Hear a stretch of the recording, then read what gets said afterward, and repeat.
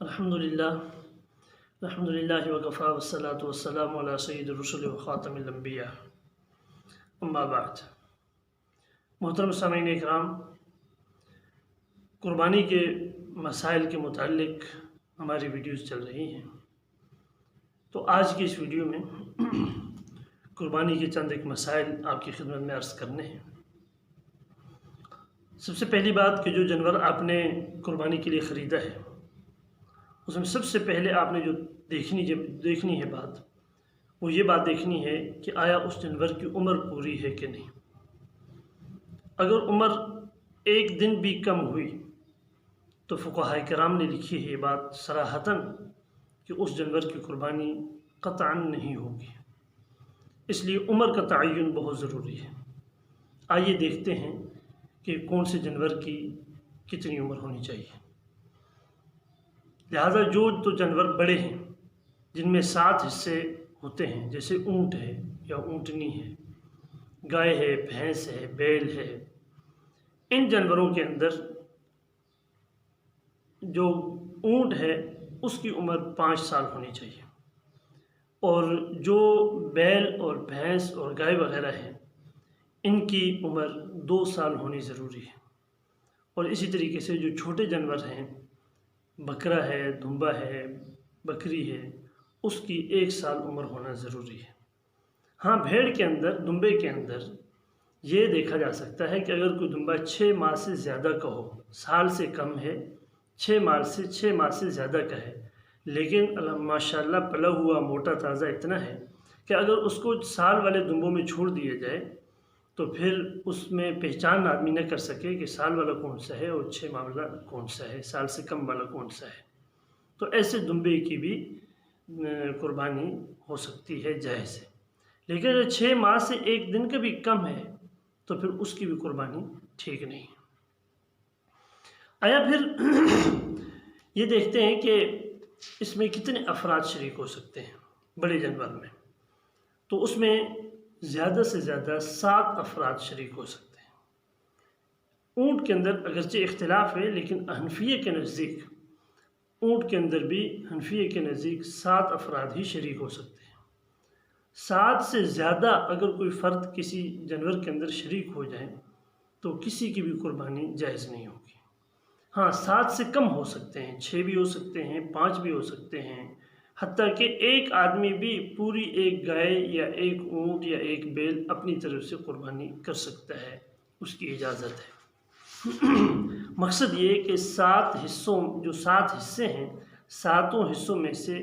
کسی کا حصہ 7ویں حصے سے کم نہ ہو۔ یعنی ظاہر بات ہے جب 8 آدمی شریک ہوں گے یا 9 آدمی شریک ہوں گے تو 7ویں حصے سے ہر بندے کا حصہ کم ہو جائے گا، اس لیے 7 سے زیادہ نہ ہو، 7 ہوں یا 7 سے کم ہو سکتے ہیں۔ اگر کوئی آدمی اللہ تبارک و تعالیٰ نے اس کو دین کی سمجھ ابھی عطا کی ہے، دین کی طرف ابھی لگا ہے، پہلے زندگی میں اس نے کبھی قربانی نہیں کی، اب پچھلے سال کی جتنے سال گزرے ان تمام سالوں کی، گزشتہ سالوں کی قربانیاں کرنا چاہتا ہے، یا کسی وجہ سے پچھلے گزشتہ سال کی اس کی قربانی رہ گئی، پہلے کرتا رہا، پچھلے گزشتہ سال کی قربانی کسی وجہ سے نہیں کر سکا، تھا صاحب نصاب، قربانی واجب تھی، کر نہیں سکا، اب کرنا چاہتا ہے، تو کیا وہ آج اس عید الاضحیٰ میں اس قربانی کی جانور میں اپنے 2 حصے ڈال سکتا ہے، ایک گزشتہ قربانی کا اور 1 سال کی قربانی کا؟ تو اس کا جواب یہ ہے کہ نہیں، 2 حصے نہیں ڈال سکتا۔ ہاں، ڈال لے تو باقی شریکوں کی اور اس سال کی قربانی تو ہو جائے گی، جو ایک پچھلے سال والا جو اس نے حصہ ڈالا ہے وہ محض ایک صدقہ ہو جائے گا۔ پچھلے سال کی جو قربانی ہے اس کی ادائیگی اور اس کی قضا کا طریقہ یہ ہے کہ یہ ایک حصے کی قیمت یا ایک بھیڑ یا ایک دمبے یا ایک بکرے کی جو قیمت ہے وہ اس کو صدقہ کرنی ضروری ہے، تب اس کی پچھلے سال کی جو قربانی ہے، جو قضا ہو چکی ہے، وہ ادا ہوگی۔ اسی طریقے سے ایک صاحب نے یہ بات پوچھی، مسئلہ پوچھا کہ ایک آدمی صاحب نصاب تھا، پہلے عید کے دن کے آنے سے پہلے صاحب نصاب تھا، اور اس نے اپنی جانور کے اندر اپنا حصہ بھی رکھ لیا، یا اپنا ایک الگ سے اس نے کوئی بکرا قربانی وغیرہ خرید لی، عید کے دنوں سے پہلے یا عید کے دنوں سے پہلے اب وہ آدمی غریب ہو گیا، اتنا غریب ہوا کہ صاحب نصاب نہیں رہا، تو آیا یہ آدمی اپنا یہ بکرا، اپنی یہ قربانی بیچ کر اپنی ضرورت کو پورا کر سکتا ہے؟ اب اس پہ قربانی چونکہ واجب نہیں رہی، یہ صاحب نصاب نہیں رہا، آیا اس پہ قربانی واجب ہے یا نہیں؟ پہلی بات۔ دوسری بات کہ آیا یہ جو اس نے جانور خریدا ہے قربانی کے لیے، صاحب نصاب تھا، قربانی کے لیے جانور خرید چکا ہے، آیا اس کو بیچ کر اپنی ضرورت، اپنی حاجت پوری کر سکتا ہے یا نہیں؟ تو اس کا جواب یہ ہے کہ اب اس پہ قربانی واجب نہیں رہی۔ اس نے یہ جانور قربانی کی نیت سے خریدا تھا، اگر قربانی کے آخری دن تک یہ صاحب نصاب نہیں ہوتا